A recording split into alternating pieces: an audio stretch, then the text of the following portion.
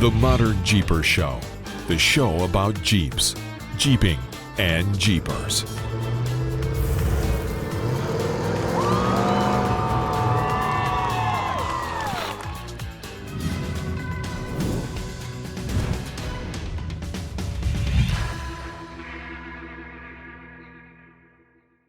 Well, hey, Modern Jeepers, is another episode of the Modern Jeeper Show with me, Matt from Metal Cloak, and Mr. Modern Jeeper, Corey Osborne.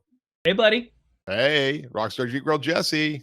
Hi, how's it going? Good. We missed you last week. I know. I missed You were off everybody. doing something special. I was doing a lot of special things. She's special Okay. like For that. the special You're kind of, everything you do is special. We all know Yeah, that. Okay. it is. But tell us about it. Tell us what you're off doing. So, Ladies Off-Road Network. Yeah. It's been in my life since I got heavy into the off-road scene. And I've been with Charlene. I've done her challenge. It was her second year doing her challenge. And she had a convention. I was at her very first convention. And of course, now that I moved here, it's been really difficult because I've been working a lot to even get to the convention again or hook up with her. We get to see her at events and whatnot. But the thing is Charlene educates us women in the off-road industry. So she offers other classes that we need as an off-road guiding or off-road anything. So when we go apply for permits, at least one of us has to have wilderness first aid. It's not solely a requirement across the board, but it does. Some of them do want you to have some sort of first aid background. Yeah, our national park permits and Forest Service permits actually require us to have some sort of, and not just, great, you're certified in CPR or you took a first aid class. Right. The wilderness first aid stuff is definitely a step. It's typically huge. at least a 2-day class, sometimes 4 or 5-day class. It's a pretty extensive first aid, and we've kind of, Mr. Del Albright, who was with us initially on our Death Valley permit stuff, we kind of danced around those requirements a little bit, and I've had some pretty extensive stuff with the scuba diving environment, so they let us go, but it was cool because Jesse got to spend some time doing a formal wilderness first aid class. So again, Wow. So Ladies Off-Road Network not only is about a group of women supporting each other, learning from each other, and enjoying new experiences and all that kind of stuff, but then there's all these little classes that are part of this network as well. So yeah. So we had a formal trainer, instructor, coming from New Mexico, which couldn't come. He had some family issues. So we did get introduced to the search and rescue people from Moab. Oh, wow. So I got to meet a lot of cool and amazing people in the community of Moab that I had no idea ever existed, to tell you the truth. Are they the ones that they just disappear when it comes to East Jeep Safari? Like they hide away? Yeah, right. We do this every single day. We're not interested right now. We're out. We're out. let you crazy people do your own thing. Yeah. There are a lot. Don't call us if you need us. Yeah. So met Jake, and he is an air flight medic. He taught our class. It was a 3-day class. He scrunched it into a day and a half because he had to work, and then Charlene, had to have somebody teach the class. Very extensive. I learned quite a bit of improvising and using what you got, and because we don't always normally pack a ton of first aid stuff because there can be quite a bit, especially when you're out in the backcountry. Just tons of stuff you can have. For instance, tourniquets, splints, how to build them. And there's so much stuff that each of us carry in our Jeeps or off-road vehicles to do those things, to make it possible, to know when to call for help, know how to be able to talk to those first responders on the phone quickly, easily, and efficiently. To relay messages in order to get these people help if they need to be out. So it was a very good class. I also am now a certified Tread Lightly trainer. Oh, nice. I can speak on behalf of Tread Lightly. Their instructions are they want everybody to be the same across the board. They don't want people just teaching willy-nilly and, teaching people not the right way. We all have to be on the same page, the correct way. So now I'm a tread trainer. Now I can go speak in front of our people everywhere I go. That way we can get a grip on us getting our trails closed. We have to all be involved with it. We all have to do our part. We all have to teach.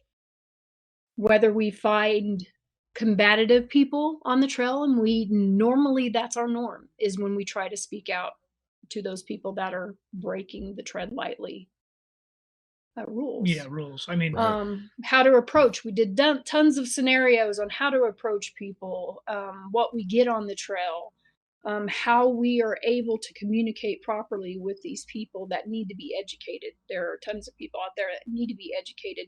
Our trails are going to keep closing if we don't get a handle on it. So Tread Lightly is pushing. They're getting more grants. They have new people in place to make this happen. So that's another thing that I picked up, as well as, Charlene knows a lot of things. And if you think that you can't come to an off-road convention and learn new things because you think you know everything, you're wrong. You'll always learn a lot of new things that you probably didn't know, and easier things to make things easier for you as well. When she brought in side-by-side folks, I mean, they had some women there from Polaris directly. Oh, wow. And and there's a recognition, and for our listeners, I think it's of huge importance. You kind of gotta embrace the side-by-side industry because we know they're out there. But these manufacturers, Polaris understands that it's a problem. Polaris understands that there needs to be another level of education. So, I mean, it's funny because for me, I thought, well, you're going to go hang out with a bunch of girls and you guys are going to go do girl things. And it's a pretty, she was gone for 8 days. 8 days. Wow. Wow. And they did a lot of stuff, including going out on the trail and working on stuff and just that whole team building experience. And I don't think people get a lot of opportunity, number one, to do any of that stuff. So for a group of women and they're just like, can you imagine getting a group of guys together? We all have such big egos and we'd be telling each other that we know everything and go fly a kite. Well, the women are very similar, but once they get kind of to know each other and they all have their own voice and opinion and it's all respected amongst everyone, man, what a powerful, powerful thing. It is. The Polaris women came in. They are actually engineers with Polaris. They're tasked to do a lot of focus groups with women. Because we all know we don't have gear that fits, welding equipment that fits. It is a problem in the women side of things. So these women are actively going out and getting a focus group together. So we all had a powwow on things that should be changed from dealership level on down to gloves that fit. Wow. How our seats fit, how our harnesses fit, how the mechanics of things work. So then we did that big focus group one evening. It was very inspiring. These ladies came in with not knowing any of the girls that were there, and now they have true friends. And they are wowed by, okay, we didn't know this group was over here, and they're thinking the same things we are. There's another group. They're having the same issues that we're hearing all across the country. They're getting dive into getting things done for the women because they're noticing a trend that women are getting heavier into the sport and they have voices. That way you can make change for everybody.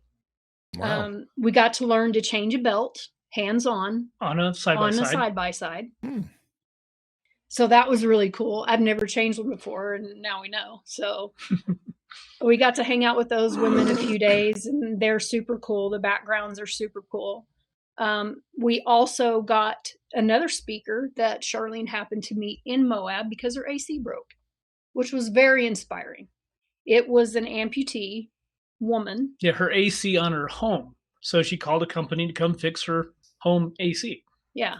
And this woman popped up. She is an amputee. So, of course, Charlene likes to dig. She found out she is one of the first women bronze medalists, that the only woman that has ever played in the timber sled arena with all the men. She was the only woman. Wow. With her amputee. But she got in an accident, basically, long story short, she got in an accident. Her tibia, fibula were crushed on both legs. Oh, no. Many surgeries, many years later, she can't get on her bike. It hurts. So they said we should just cut that one off. And they did. And she's went through many trials, tribulations, and getting back on her feet. But she's a badass. And she's riding a motorcycle. She got to do the timber sledding with a bunch of men, some men in the X Games that are huge in the sport, and got third place. Wow. Just very inspirational. Then she taught us what the differences in dirt bikes are. And then taught us how to change a tube out of a tire. Out of a motorcycle tire. Out of a motorcycle, which I used to build mountain bikes in my younger career. So I kind of knew how to do that. But it was nice to see that all the ladies were very interested in doing, just simple things. And Charlene's point to all the things, even though we don't have side-by-sides or dirt bikes, you can help somebody else on the trail. That's her main thing, is you can help somebody else struggling on the trail. Now you have some more knowledge. It probably does a lot, just even if it wasn't that particular knowledge that you use, it's that you've instilled a confidence now that you can do it. And there's probably something else you can do, and you could probably tackle another problem with that same thought process and be able to solve that problem too, as opposed to being, oh, yeah, I don't know how to use tools or whatever, right? Right. So, That mechanical mindset of approaching a problem, it doesn't matter if it's an inner tube on a motorcycle or if it's, hey, my Jeep's brakes aren't working or whatever. I think that goes such a long ways. And again, we don't have the opportunity. We talk a lot about on our trails and on our trips, when nothing bad happens, we very rarely remember those trips. But when something does go wrong, that's what you remember. And being able to deal with that kind of stuff efficiently and well, and having the confidence to do it, that's huge. That's everything. It is huge. And the thing about it is I know more men listen to our podcast, so I'm going to put a plea out there for you guys. So if you think your wife, significant other, does not want to drive your off-road vehicle, it could be any off-road vehicle. I'm not being specific. If you have problems getting her in the seat or participating, maybe you should have another mindset. Is you encouraged her to get involved with Women's Off-Road Network. Maybe, in my instance, from my experience, is that, not to say anything bad, because he's very good on the trail with me. We've learned how to communicate. Most men and women don't know how to do that thing. So women are too scared to get in the driver's seat because they don't want to get yelled at. They don't want to get belittled or anything for that matter. Usually it's a fight. So we just refrain from not doing it at all or trying because we don't want that conflict. Send your wives to Ladies Off-Road Network and you're going to see a huge change. She's going to teach you. She's going to inspire you. She's going to be able to give you the tools to be more strong. And you're going to leave inspired. You're going to leave confident. And you're going to have a new spark. And is it only just an annual conference, or are there regular events? She does other little small trail trainings. She's done girls camping trips, but she always teaches. She's always teaching you to be a better person. That's awesome. You just get on Ladies Off-Road Network and find something. And if you're scared to be around a group of women, which I get it, everybody gets it, just do it. you're going to feel shy at first, but you're going to get in there and you're going to make new friends when you leave, and you're going to feel a lot better about yourself.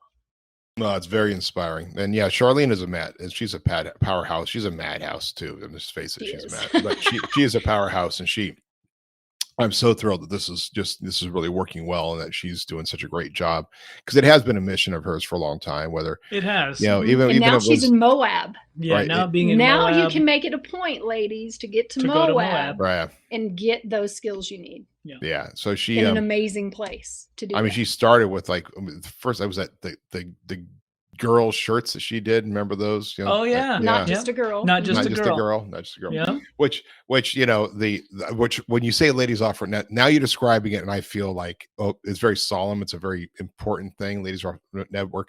I mean, my initial thought was, hot chicks and dirt, but that's what we all think of, like ladies offer network. Like, well, even on some of the forums, I'm going back into the forums, and there's forums that you'd still had like the exclusive for girls, right? Of course, every guy wants to click on that because they're looking for hot chicks and dirt. Yeah. Because you see a girl driving a Jeep, and you're like, hey, all right, yeah, there you go. I mean, it's just not as We're common. just a bunch of heathens, yeah. But at Skills Day, which we just had on Saturday, and which turned out incredible. And you remember I talked about it in previous episodes, but we focused 100% was registration of brand new Jeepers. So it was all new. What that meant in many cases was that we had husbands bringing their wives. So the registered driver was the wife, and the husband was that. Even George, George from our who's done Modern Jeep Adventures, brought out the wife. She did it. She went through and did it. I saw Jason all the way to do his wife too. Yes, Jason was his wife as well, and they did the same thing. So they all went through and did as much as they could, including the little mini Rubicon, to gain skill, because going on these other events, now the wives are going to be more confident and able to do that and be a part of it and be able to drive some of these trips. And that was for me, that was a big thing. So it was pretty incredible. We did what we could to capture some of that footage as well. How many husbands were like, nope, this is my Jeep and I've been out doing stuff, but it was her turn. So this is her turn and her training in a controlled environment. And even when it just came to the basic understanding of how the rig works, and my discussion in the beginning, because we always open it up with the driver's meeting to talking about what to do, what not to do, and safety protocols and how your Jeep reacts and all this stuff. Just that alone gives them a little bit better understanding. And we all know this, but knowledge is power. Sure, knowledge is power, but knowledge is also control. Yes. The more knowledge you have of your vehicle, the more knowledge how it works, the better control you have of it, because you have more responsibility for it, right? And therefore more control. So that's great, because that's what the Ladies Off-Road Network is doing as well. It's giving these women knowledge that helps them have better control of their environment and not be the effect of it, but cause over it. And anytime you can do that, you have safety, and especially for tread lightly folks and everything else that's happening. I think it's cool. It's very, very cool. So I'm glad you got a chance to do that. Yeah, it was super beneficial. It was. And we also got to go to Rory's, Moab Motorsports. And we all know Rory's a little out there. But he did have an old wrecked JL that he pulled off one of the mountains in LaSalle's as a salvage, and taught the ladies how to tear an axle out. Oh, wow. And how to change the diff fluid and look for things, as well as his one of his other guys. They took a little group of the women that have never welded, and kind of gave them basic welding. It wasn't a whole full-on class. It just gets your hands on it, and that can allow the ladies to go, okay, this isn't so bad. It's not really something that a man can do. I can do it too. And they feel more empowered. Welding is very powerful for us women. So getting the smiles on their faces, they were just so happy and proud of themselves. And Rory had all these medals that we could tack weld and whatnot, and we made a huge trophy. Awesome. It was pretty cool. So it's those opportunities that these women need to feel more confident, because women are coming to take over, guys. So give your wife, give your girlfriend, your significant other some more confidence, because they don't like hearing it from the guys Just saying. Well, that's kind of goes like, oh yeah, we're empowering China to be better at things so they can take over the world. I mean, why would we even empower women if they're going to be taking over anyway? I mean, geez. But we're nice about it. I mean, like every commercial is the woman is smart and the guy's a dumbass, right? Right. Yeah, Yep. you know, all the TV shows, same way. Like the woman is the strength of the household. The guy might be the breadwinner, but he's a dumbass, and he only is good because the wife's behind him, right? So, you guys, you've already taken over. I don't understand. Yeah, for Now, sure. Yeah, at least nobody in our community is doing this whole what was the recent thing? Protesting, like we are going to Right. boycott sex I'm not going to have sex with any guy who Right. eats meat. Well, I mean, I'm not sure how long that lasts, because in a bar I'd be happy to say, "Hey, I'll take a vegan burger." You know, that's fine. I mean, I'll eat a vegan burger every day if it means that, right. Now, I'm married, Right. guys. I'm married, so it's something. I'm just saying. If you're in a bar and you happen to be in there, some girl says that she's only going to have sex with some guy who doesn't eat meat. Order the vegan burgers. They're good. It's okay. So, Go ahead. So does anybody know the tread principles for Tread Lightly? The tread It's principles. really hard to remember, right? It's really hard to remember, although it's the tread. It's the tread, it's TREAD principles. Right. Right. It's Charlene's mission to make you remember it. To make me remember. I'm not going to do it now. Because That's gonna we don't remember it that's unless gonna make me. you're like, You can't most make me people, if remember you those ask things. them, don't know it. Right. So I know it. Go for it. I can 3, tell 2, 1, go. Travel responsibly. Respect the rights of others. Educate yourself. Educate. Avoid sensitive areas and do your part. Now, for Pretty our simple, listeners, you're gonna have to watch that, because she actually had hand. I told her motions. it's her mission to get everybody to do that acronym the way she taught it. So it's I all these said hand she needed to motions be on going. TikTok It's like and make it a challenge. That would be awesome. Yeah, it should definitely be a TikTok channel. You go through and have people just do it, right? But I mean, literally, she's doing stuff that's like a cheerleader, right? Yeah. Yeah. Couldn't Couldn't you do like YMCA? Gotta add music to it. But It's you kind of have like YMCA. Like TREAD. Yeah. TREAD. So do it again. So it was So it is travel responsibly. travel responsibly, like doing the steering wheel. Respect the rights of others. Respect the rights of lifting others up. Educate yourself. Thinking, pointing to your head. Avoid sensitive areas. Avoid sensitive areas. Okay. And do your part. See, you lost me. You start pointing at me. I'm sorry. You start pointing at pretty me. I'm good. like, screw you. For our listeners, you're gonna have to watch the video for what that actually looked like. But Right. I think that's Definitely great. go So check now out I the will video. never forget it. That's right. Yeah, that's awesome. That is an interesting point. Now, either I'm just gonna go, I don't know what the hell this is, but it's good. You got to do it to music. You've got to do a TikTok vid of that and put it on some music, right? For If she sure. doesn't do it, I'll get permission to do it because it's her thing. I told her she needed to make a TikTok challenge and challenge everybody to remember it. And it will Yeah. go viral and it will be huge. So she was like, you're right. So we'll see. See if we can make this even better than like what was the little one where they'd hop out of a car and then just like Oh Yeah. Lord. do a little dance as they hop back in. Like we could do it better than that. Absolutely. Just Yeah, not sure. dangerous. stuff. It's not. Well, why not?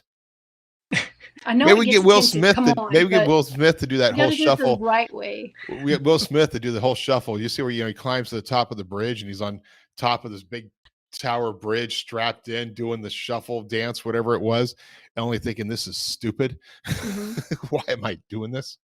Yeah. Yeah. You can do it on the top of a trail. Like that's what it needs to be. Like you need to get out there every time you're at like you made it up a And big do the trail, like challenge, you do it Widowmaker. You off jump out of freeway. your Jeep and you do the Yeah. Yeah. There you go. Should. I like it. awesome. Well, Uh-huh. good. Yeah. So Skills Day was again. We had some great women out there doing it. 100 Jeepers out doing it. It was incredible. Beautiful weather, of course. Oh, yeah. Prairie City is just an amazing location to do this kind of training, and so it was interesting because we got a little behind schedule, and then I had a couple of epiphanies on how to organize things better, and then got everything going faster. And then next thing you know, we're as usual Zoom, did a big recovery demonstration. In fact, usually Eldorado SAR does our recovery demonstration. They didn't make it out this time. So Tyler from Morphlate, I don't know if you're familiar with the Morphlate company, but Morphlate is a great little system that just plugs in all 4 of your tires at the same time, right? And has all the gauges and stuff. It's just a tube system. Great way for doing it. Tyler had his own, I think he still has his own podcast. He does a podcast on Toyotas. And he has his own podcast. Plus he's a Toyota guy, but he was at a Jeep event. That's okay. He's not a bad guy. He also is very heavy into hams. And so he does a lot of ham radio training and that sort of thing. But he came out and did the recovery demonstration part, very detailed. It was very educational.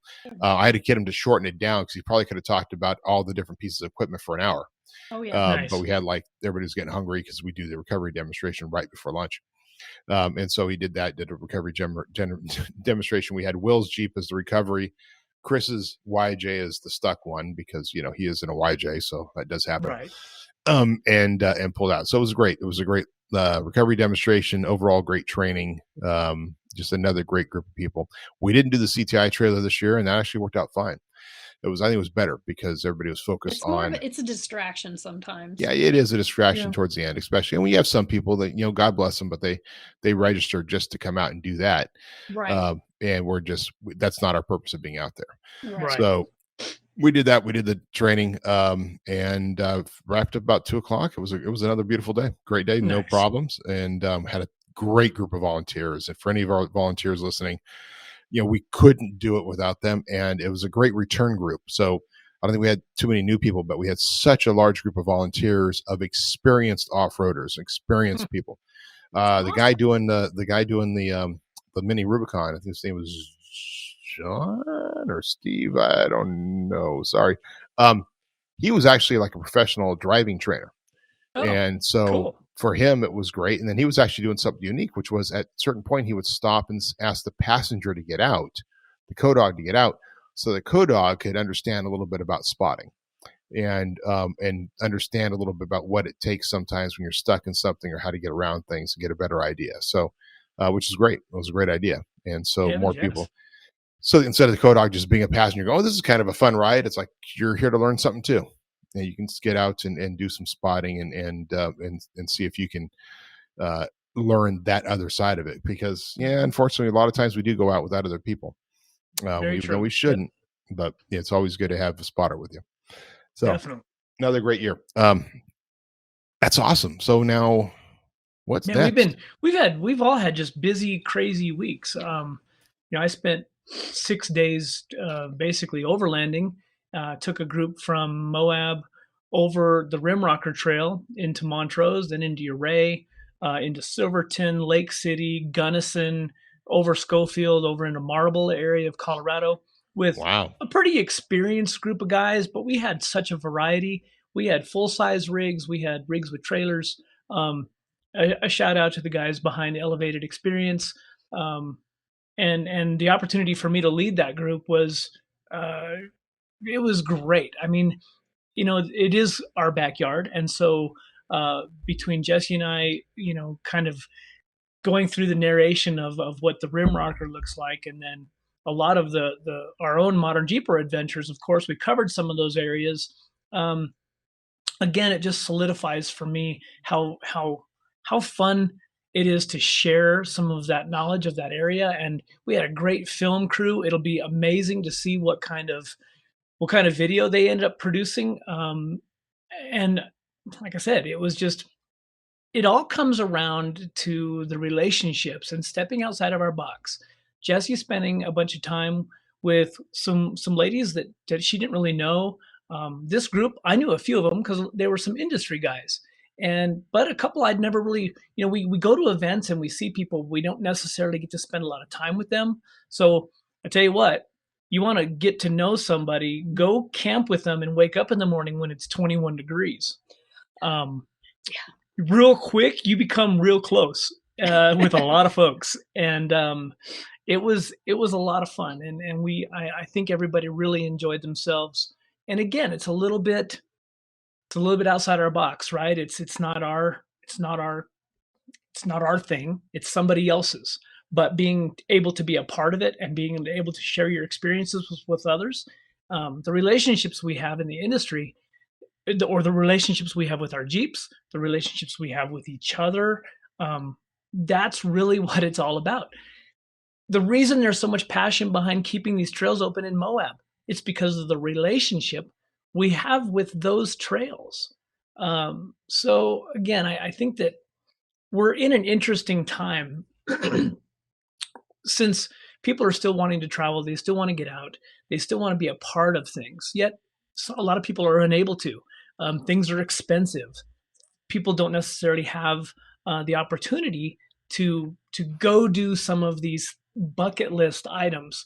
But Shelly and Rich behind For Low magazine, Shelly's newsletter, again, it always kind of, I think it talks to each of us. I don't know how she writes in a way that every time I read one of her newsletters, I'm like, huh, is she talking to me?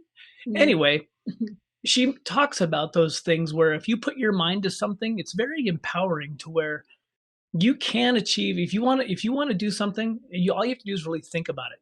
And if you make priorities and understand what you need to do to do some of those things, I think that's why we go to places right now that are so busy still. Moab is still very busy. Ouray is very busy. But again, so I think people want to be a part of something, but it takes a little work. It takes stepping outside of your box a little bit and just thinking about things in a different way. Stepping outside of your comfort zone. Yeah. You just got to do it. Just That's do right. it. Yeah. And speaking of For Low, we just got the new issue here. And turns out there's a great article in it about protecting your rig. They have some good stuff in here on some Metal Cloak products. Who wrote that article? Well. What's that? Who wrote that article? Who did write that article? Looks like Christian Sturts wrote that article. Oh, wow. From AZ Freedom 4x4. Wow. Yeah, installing the oil pan skid on a 4-liter. There's still a lot of 4-liters out there running around, and he did a good job. Some great pictures. And then there's another article in here by our very own Jesse Greenland. Yay, Jesse! Kind of a trip report about the Rimrocker Trail. And again, these guys, these aren't crazy. Rimrocker is not a crazy trail. You could do it in a stock rig all day long. And it's just going out, spending time with people and seeing amazing places. And It was funny because even this elevated experience we were just talking about, those guys, and again, a lot of industry folks, man, the tearing stuff up and breaking stuff and this extreme thing, I know it's still very popular and it's what a lot of people are passionate about. But I tell you, the focus of being able to, and a lot of these guys brought their wives or their significant others, and they had a day where they had their wives or other girlfriends or whatever drive some.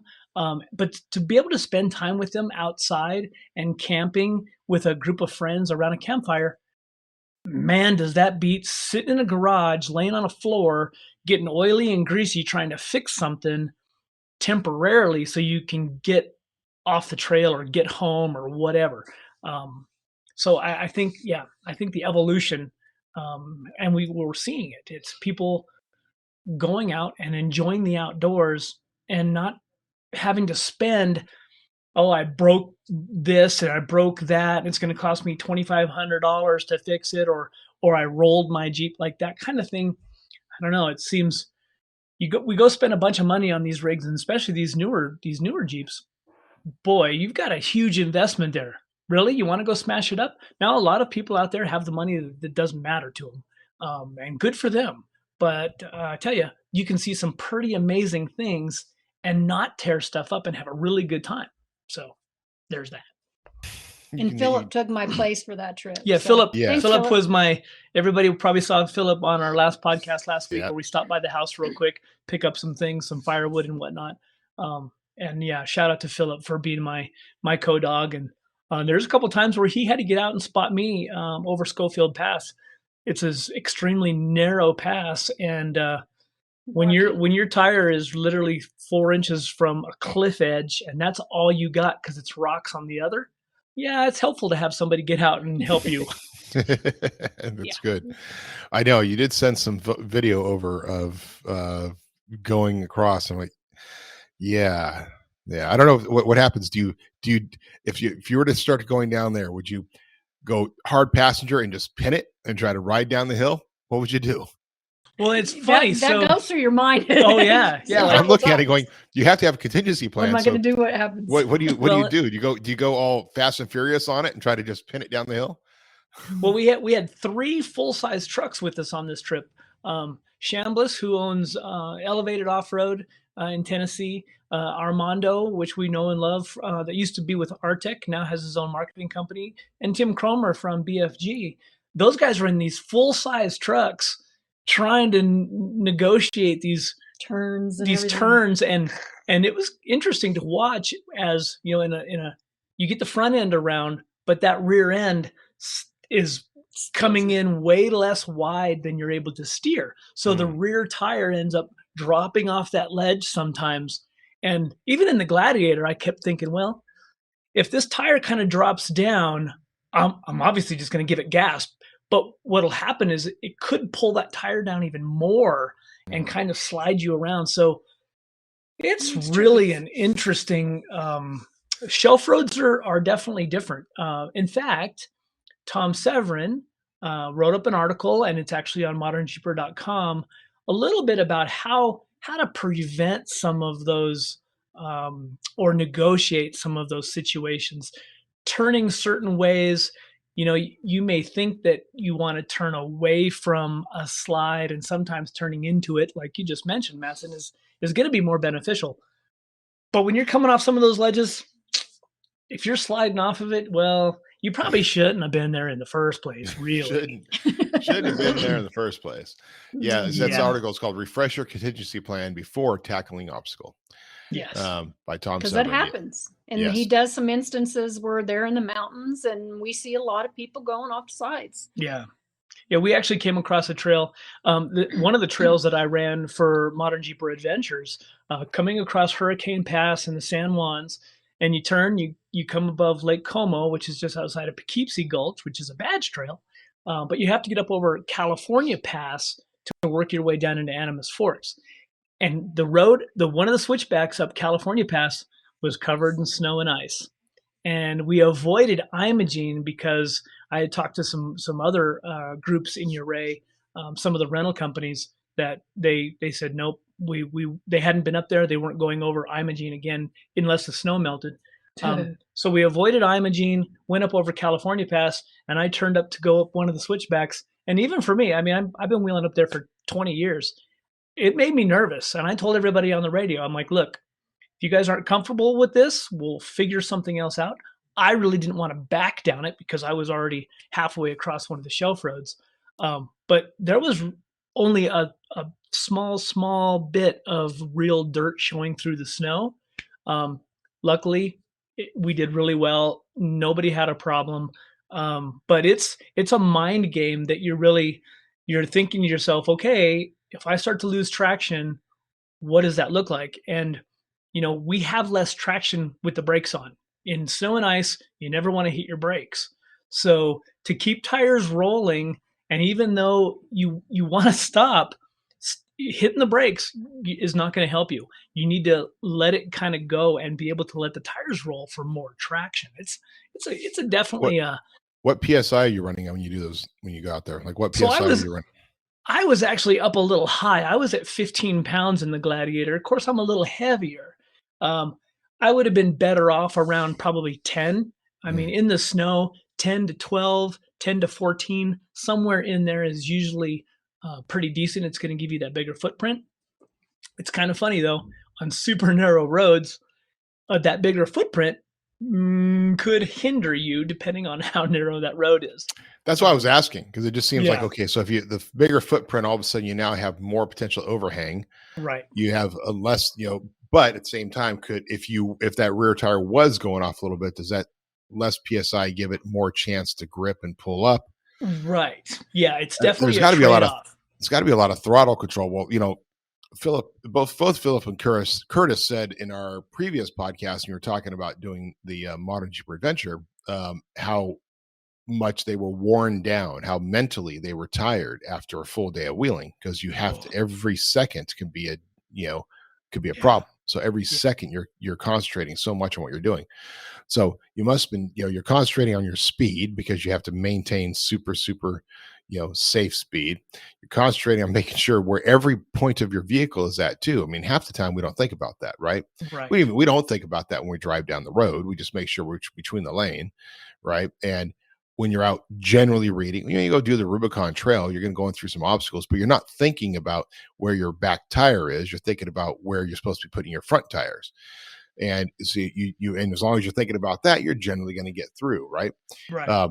But that's where this is fascinating to me, because you really do have to be aware of every little point of your vehicle and where it's at and what you're doing and what your speed's going and your brakes. And I mean, it's a freaking mind game. Oh, it is exhausting. And for me, it's even, I'm always thinking, especially as a guide, I'm always on the shelf roads.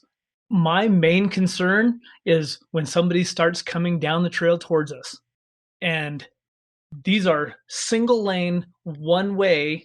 So typically uphill has the right of way, if that works out. So sometimes people are coming down the trail and it just is easier for them to go by us or us to, but these are shelf roads where there is no passing. There is absolutely no way you're going to get over far enough one way or the other. So somebody's backing up, and to back up is super sketchy. And especially if you're in any kind of shale or, slick surface, they can be.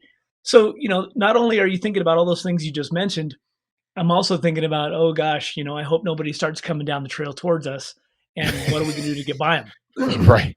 That's typically when they see 10 rigs, they're like, oh, they'll take care of themselves. But it's by the end of the day, I think everybody was sleeping pretty well. Are there bypasses? Are there places where somebody can pull over if they need to? Sometimes, but on Schofield, Schofield Pass, nope. The California passes, usually on the ends of a switchback, there'll be a little wide spot. But if you're in a group, and if you're in a group coming down and you're in a group coming up, you're screwed. There's not usually room. Is it an arm wrestle to see who's going to move? Who's going down? Who's going? Yeah. Now, who's the general rule, right? What's the general rule when you're out wheeling? You make room for the uphill guy. You make room for the downhill guy. Typically, uphill has the right of way.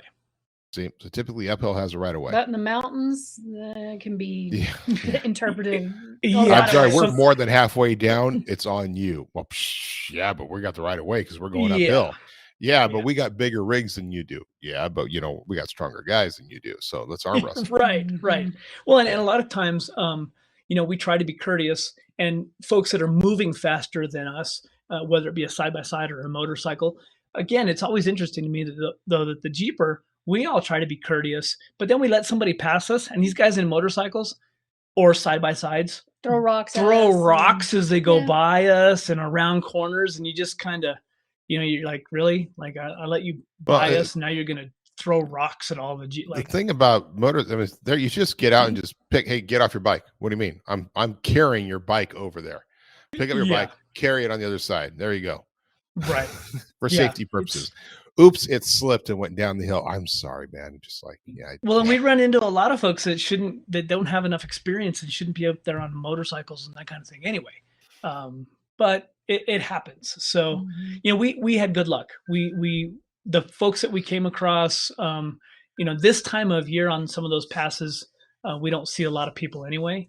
But yeah, it was great. I mean, it was a lot to bite off in the 4.5-5 days that we were really on trail, and we had to adjust some things and make up time. And you just kind of on the fly, you just kind of make those calls as you get to them and go, okay, especially with a film crew, when you know that you can cover the distance if you were by yourself, but you throw 10 rigs on a trail and a film crew, and you can immediately add 2 hours to your day real fast. So yeah, it was fun though. The colors are still, we're still great. I think the leaves are starting to fall now. So it's that time of year. Well, awesome. I'm glad you got another fun event. Now, from here we go forward. We got all kinds of other stuff going on. But before we get there, last week we talked that we were going to start our new giveaway. right. This is our Yep. fall giveaway, right? And Yep. last week we did give a bonus keyword. The Yep. last week's keyword, you have to listen to the episode to get it. That's a bonus keyword. It's not part of the overall game. The That's right. overall game starts now. So what should our keyword be? I had an idea. I texted it to you. Did you get it? Let me take a look here. Let's see. Just because of what you're talking about, and you mentioned like 4 or 5 times. Okay. Yeah. Yeah. Okay. Totally. That work? Yeah, Yeah. that'll work. Yeah. That'll work. Okay. So our keyword this week, because you've heard it said several different times today, and it's kind of every time I hear it now, I get kind of like a little punker factor. Like somebody's gonna ever say you're gonna go on a shelf road, I'm gonna be like, yeah, no, I'm sorry. It's I've heard horror stories. But the keyword, which is really 2 words, is shelf road. So the keyword for this week is shelf road. Mark it down, folks, because it all adds up together. Now, as part of this as well, we're going to make every individual week. This is a 5-week episode. Each episode, and this is a 5-week episode or 5-week challenge that's going to come together for $5,000. $5,000 in parts and other stuff and miscellaneous things that we'll all figure it out. A $5,000 giveaway. Each week, we'll have a keyword for the next 5 weeks, starting week 1 is today. You mark that down. At the end of it, we'll tell you how you actually enter to win, but they will actually go out a couple more weeks after that as you're listening to the episodes and you're participating. But as part of that, each week as well, we're going to ask you to do other things. We have little giveaways, things like this exclusive little Maglite set. I'm just dropping batteries over here, but this is a mini Maglite that has a Metal Cloak logo on it. You see if the camera will focus on it. There you go. A little Yep, bit. There you we go. So that is a Metal Cloak logo. It's a mini Maglite, comes complete with a battery. And these were given out as a special reason, like last year sometime. We gave a bunch of these out. And I only have a few of these left. So I thought, you know what? What am I going to do with it? Well, I'm going to reward them to some modern Jeepers. How do you do that? You need to either leave a review. Well, primarily, we want you to leave a review. So leave a review on either Spotify or Apple Podcasts, Or both Apple, of those. wherever you're seeing this at. Whatever you see in this is wherever you're listening. And we go out and actually we'll find the reviews and we look at them all and we appreciate it, every single one of them. We'll find one. We'll randomly select a couple people, one off of Apple, one off of Spotify, each week to give away a few of these. So we're going to give away 10 of these. Then on top of that, I think that's all I got left. So these are like the last 10 that of the existence. And we're never going to produce this again. It's not a product we produce. It just happens to be something we did as a giveaway. Then on top of that, Corey had a great idea, which is like, we want you to comment too. Like we want you to give feedback to us. So comment, go onto our website, modernjeeper.com. When this episode goes live Thursday morning, we will also have the article live at modernjeeper.com where you can post a comment. But give us some comments, give us some feedback. I don't care what you just say hi, whatever, but make some comments and share with us. And tell us what you like about the show, what you don't like about the show, what else we could do to bring more people in. The whole point of this is to get more people involved so more people can learn about things like the Ladies Off-Road Network, about Skills Day, about safety and education, all the other things that we find important out there in the world of Jeeping. So to do that, and then we will randomly select one of those to get something else. We'll see what it is going to be, but we just want to be involved. We'll figure out some swag or something. I mean, you can comment on YouTube. You can comment. What we usually do is we put this up on modernjeeper.com, and then we'll share the post over to social media. We'll put it on Facebook or something. So comment. Yes, like yes. We want comment some, on YouTube. Absolutely. Interaction. And you know what? We all understand why. That helps grow what we're doing, and we enjoy what we're doing, and we hope you guys enjoy listening. So we want to have some kind of a reward system. If we were doing live, it's a little different, like Madsonian's live in the mornings. That's an interactive thing where folks can ask questions and things like that. Whereas this is kind of a static thing, but we'd like to make it more interactive. And if you have questions, if you have things you'd like us to cover or talk about, or people you'd like to have us on the podcast, we still have a pretty extensive list.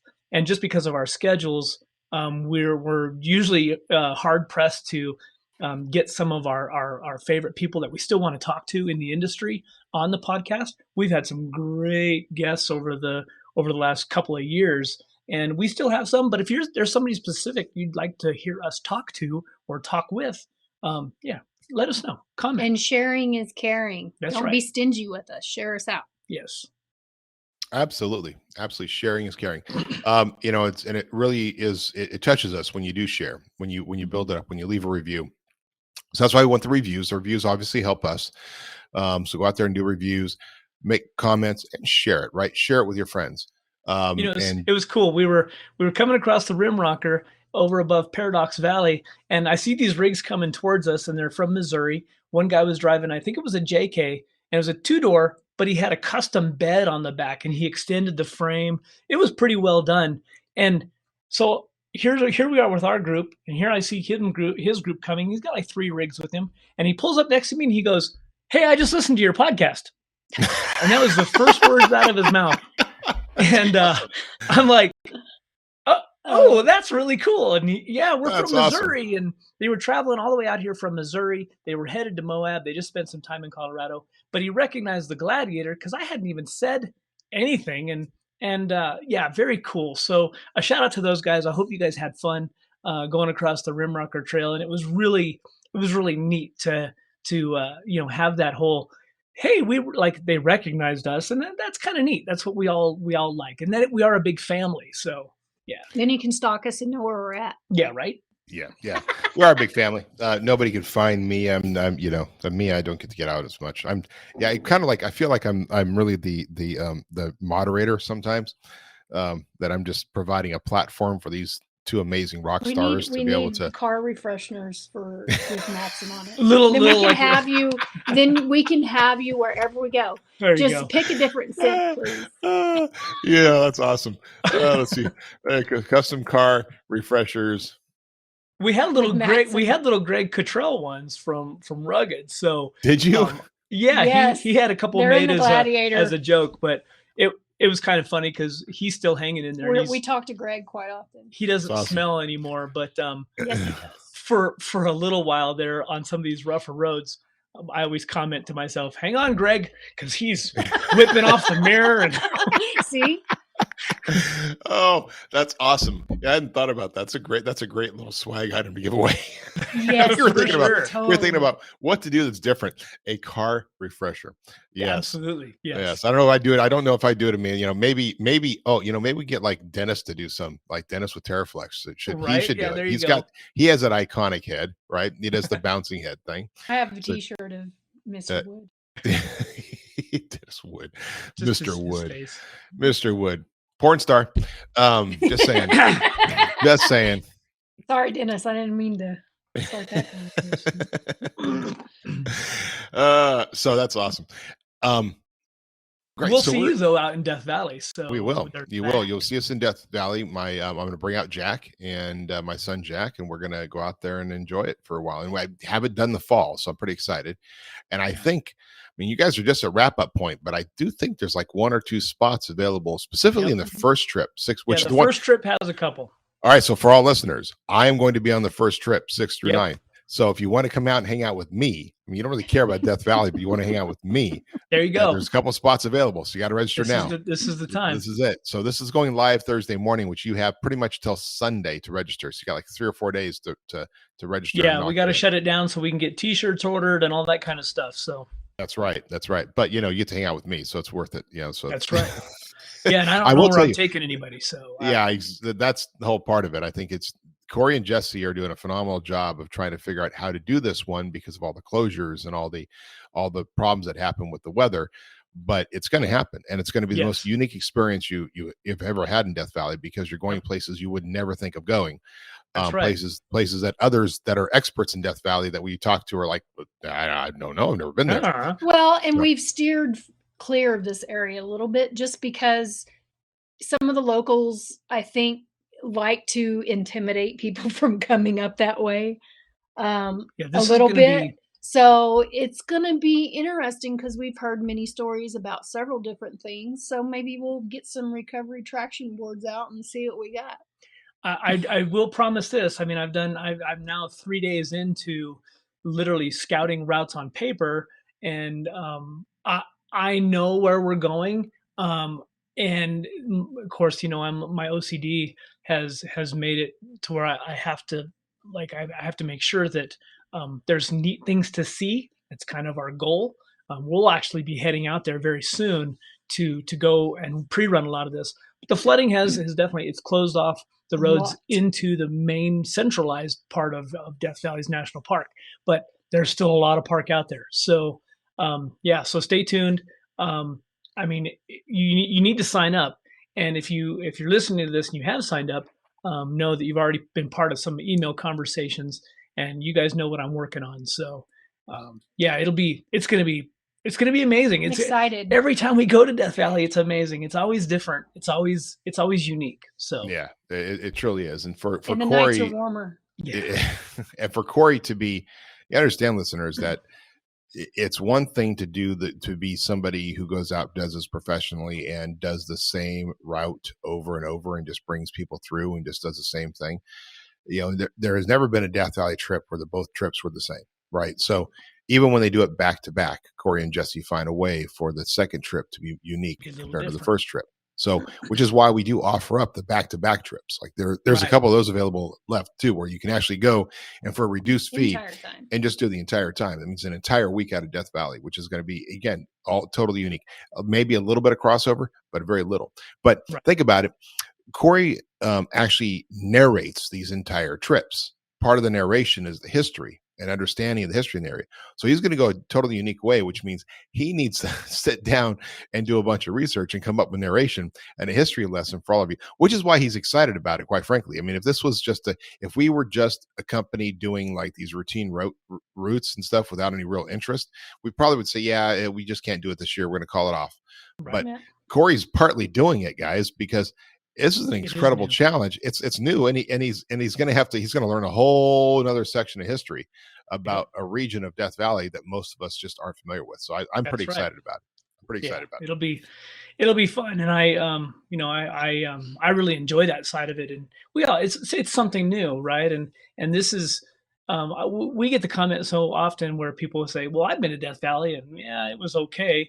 And I'm like, I guarantee you didn't go where we went. So right. You didn't go to our Death Valley. How many acres is Death Valley? Oh, it's 47. How many square miles or whatever? It's a lot. How many acres? All of them. All of them. The acres. It's all of them. It's huge. Yeah. Huge. Corey's goal in life, is to one day have stepped foot at every square foot of Death Valley. Something like that. We're trying. It's funny that all of the places that we've been, that there's still more. I mean, we're talking about there's 300 miles of paved roads. There's 300 miles of just improved dirt roads. It's huge. It's hard to imagine that we've been there all this time and we've still not seen the whole park. I mean, that's just kind of crazy. Right. That is amazing. This will be how many years? 5. 5? Is this 5? 5 years? 5, 6, 5 years. It's been 3. So I lose track. I'm terrible at this. Like, this is why generally what I like to do when I did my events, like Brewfest and stuff, it was the second annual, the third annual, the fourth annual. Like, we didn't do it. Like, it's Modern Jeeper Adventure Moab. It's not the 7th annual Modern Jeeper Adventure, which it would have been better off to do that. So we actually keep track in our heads, like how many times we've done events. Right. Even Skills Day, I can't remember the first Skills Day. I go back, like, was it 2012? Was it 2013? Don't know. Yeah, it's tough to try to remember that. It is. By the way, I got to do a shameless plug because we were talking about Big Rich and Shelly earlier, right? And yes. And Shelly came out and did Skills Day and volunteered. Amazing having her help and volunteer over there. She gave out some 4 Low magazines to people out there. She actually talked to a bunch of attendees, got some feedback, asking questions like, why are you out here? What are you doing this for? Like, what are you hoping to learn? And there's going to be an article, I think, coming out in December in 4 Low about Skills Day. But Big Rich was off doing the Rebel Rally. I don't think he was a girl driver, so he must be doing something else in coordination. No, he helps with the media. Yeah, and, it helps the media the stuff, background noise that's back there. But last week or 2 weeks ago, I think it was actually on October 5th, his episode. I was on. He interviewed me on his podcast, which was Conversations with Big Rich. And it's interesting because I knew the title and stuff like that, but I'm so used to off-road podcasts that I'm on being all about Metal Cloak. And so I'm all prepared for that conversation. And it wasn't. It was like he has conversations that are, and it's my bad for not really listening to a bunch of his other podcasts, but they're all like personal conversations. So he describes our podcast, one with me, as master communicator Matson Bricky shares growing up in California's various cultures, car culture in Japan, Metal Cloak's history, and aspirations as a father of youngsters in his 50s. It's a great listen to. So I kind of talk about some stuff that just never really talked about before, which is kind of cool. So if you're interested in knowing even a little bit more about me, not that you really care or that it really matters, but if you're interested in listening a little bit more about me, episode 131 it came out on October 5th. So it's episode number 131. He's on episode number 132 now. So it just happened. Some people said it was a good listen, and apparently he did a good job of editing out a lot of my ums. So it's not an fest. Well, I know that he, when I've known Rich for a lot of years, and again, it was an honor to be a part of his stuff, and what he's doing is great. He's really getting into know people outside of our box, and right. He asks some questions that are a little tougher than what we're used to. We're used to being kind of in control of where we're going, and he really wants to hear and know that personal side. Mm-hmm. It was the folks that had listened to when I was on there, like, please don't and just don't bring up any of that stuff as we go forward, because it was personal. No, I'm just kidding. Yeah, right. So my wife's not going to listen to this, right? It is interesting though. I mean, and he does have some great people, right? Corey was on here, Nina Barlow. I'm just going through his Nina. Nina Ricky, and Tara won the Rebel Rally. Oh, did they? Yeah. We went by her shop and left her congratulation notes. Oh, that's awesome. Moab, so, that's awesome. Yeah. Yep. So Del Albright, Ricky Artez, I mean, all kinds of great. I probably should go in here and listen to especially some of these other friends. JT Taylor. Mm-hmm. He's got all the important people on his stuff. Dave Schlossberg. That's probably not even worth, but, sorry, Dave. I know you're not listening, but I love you. Rusty's Off Road. I mean, a lot of great people on this. So it's I probably should, just to my own edification, be Terraflex president Ben Faulkner. Ben was on. And Steve Nance. Oh man, Steve Nance. So there's a lot. Jim Horn. There's a lot of great people on here. So I think you should have a great time just listening to some of these. So again, that's Conversations with Big Rich. It's one of my new favorite podcasts. And since I'm talking podcasts, and I've talked podcasts before, and I'm not going to talk politics, we are going to do a political rant show, probably right after the election. We should just do a political rant show where we're going to put out there a disclaimer. It's going to be an hour and a half long rant about politics, and you can just skip it if you want, or you can listen to it. There you go. I've gotten onto a new one. Tulsi Gabbard has a show now. I just listened to her second episode. It's called The Tulsi Gabbard Show. If you know who she is, you know. If you don't, you don't. That's fine. But Tulsi Gabbard has a great show. And I've gotten into. I already talked about the Dirty Jobs guy. Oh, now, right. Mike Rowe. His show is incredible. I'm having so much fun listening to his show, just because he is entertaining. Right? It's a little different when you have somebody like myself who is simply a talker do a show, as opposed to somebody like Mike Rowe who is an entertainer. And so even when he's interviewing somebody, he's being entertaining about it. And because he's a former singer, and he has a barbershop quartet. It's awesome because his ads are sometimes done as a barbershop quartet. Oh, like interesting. Like it is like they'll get in this barbershop quartet going. Like he does one for NetSuite. And imagine a barbershop quartet promoting NetSuite. It's pretty funny. Oh, So interesting. it's every aspect of it is entertaining, and then he has just great conversation with interesting people, and of course his political bent is more towards mine. So so I tend to listen to the time of the people he's interviewing, but he also has some from all different points of view. So that's been good. I was listening a lot to Joe Rogan and listening to that, which is interesting conversations and stuff, but I'm actually getting less and less interested in Joe Rogan. And it's partly because sometimes I think that he's it's kind of interesting. I was listening to him interview Mark Andreessen, and almost sometimes Joe's a bit of a bully. Like he actually is kind of like he kind of bullies this guy on the other side of the thing and pushes him in a certain direction. And I'm listening to him going, I'm not as entertained by him. I'm fascinated by what his interviewers say, what his interviewees say, and maybe that's maybe the attraction. I'm not fascinated by what he has to say, and I find I'm rarely actually interested in his opinion, his point of view. I think the last time I heard Joe Rogan or watched him was on Fear Factor. Yes, that was a great show. It was. I used to really enjoy Fear Factor. Mm-hmm. I mean, I guess it's funny that he's gone from Fear Factor to where he is now. Right. Because fear is not a factor for you. That's right. I still remember that. My wife and I watch that every once a week because fear is not a factor for you. That's awesome. Yeah. If you actually look at his body back then to his body now, I mean, and he's an avid pot smoker, right? And maybe that's what started turning me off on him, because he just is an avid pot smoker and he really promotes that and I think I listen to some other people. I just don't think that right now our society needs our kids to be promoted to the fact that, hey, you can go out there and just, it's okay to smoke pot. Like we have no regulation on, I'm getting down to politics. We have no regulation on smoking pot. We have a lot of regulation on cigarettes. Right? Yeah, right. Nicotine, and there's no restriction on THC levels. There's no restriction on anything, and most people don't know. And yes, it's a gateway drug. You guys can all flame me, but it's a gateway drug. Face it.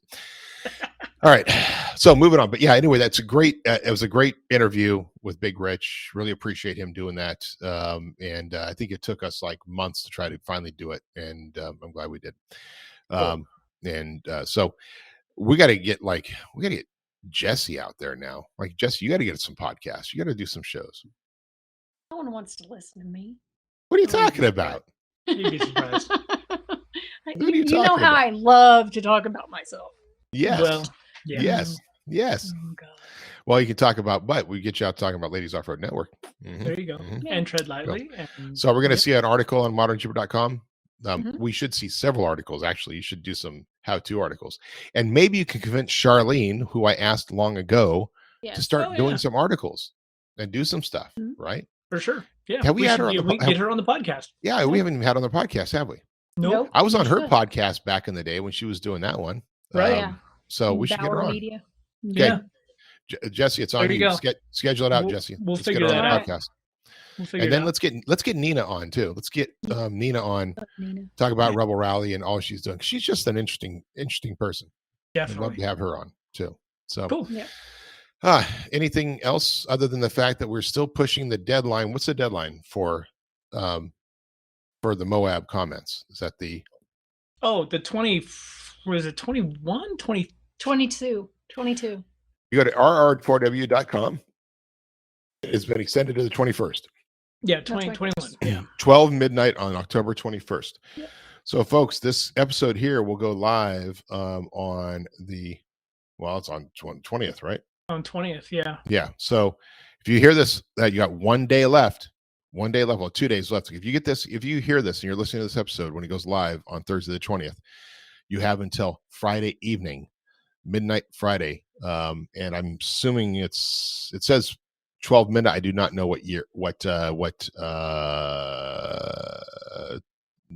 if it's Pacific, Central, whatever. Doesn't say. Probably, I would say Mountain Time, since that's Mountain what Time? Moab's on. Yeah. Okay. And don't just say save the trails. Right. Make it That's personal. right. That's right. Why your family's been going there for years, what you experienced, all of it. Just do it. Even if it's your dream, even if you don't even think you can make it this year, this lifetime, share about it. Share about why you think it's so iconic. Like tell a story. In the few trails we did do at Ladies Off-Road Network while we were out doing what we're doing, I did notice a lot of wilderness area that's being blocked off that wasn't before. Oh, wow. So Interesting. yeah, So, they're trying to slowly cut some of these trails that these other people have cut into the earth, yeah, and they're well, trying to block them. that's part of it is just keep the trails on the trails, right? And that's really Yeah. the goal here is this one way or the other, the trails, it's going to change in Moab. The question is it all the iconic How? stuff that changes or is it just the outlying stuff that changes? And I think it's part of the negotiation, but please go out there. This is your last opportunity. And let's just call this a word assignment, like no less than 300 words, like 300 words, Yeah. 200 words, whatever, 3 paragraphs or 2 paragraphs, whatever. Just get out there and do it. I want to see you guys actually put some effort into it, but please, please, please, please, please, if you're hearing this, this is our last plea. If you want to Yep. have Moab for the future, if you want to be an opportunity to do Poison Spider or Golden Crack or any of these, Yep. Gold Bar Rim, you need to share. All right. You need to share your story. And if you haven't, this is your last chance to do so. Right. All right. Good deal. Another great episode. Yes. Okay, my friends. So we are going to wrap up now, I guess, because there's nothing else to talk about, right? Yeah, right. No, I think we're good. All right. My friends out there, you know how to get hold of us. Matt's at milkcode.com, Corey at milkcode.com, Jesse milkcode.com, and of course, modernjeepadventures.com, because there are a couple spots in Death Valley left. Please, please, please join me out there. I'd love to see you. The 6th through 9th trip, I will be on it. My kid will be with me, and we're going to have a great time. And outside of that, we will see you on the trails. Cheers. See ya.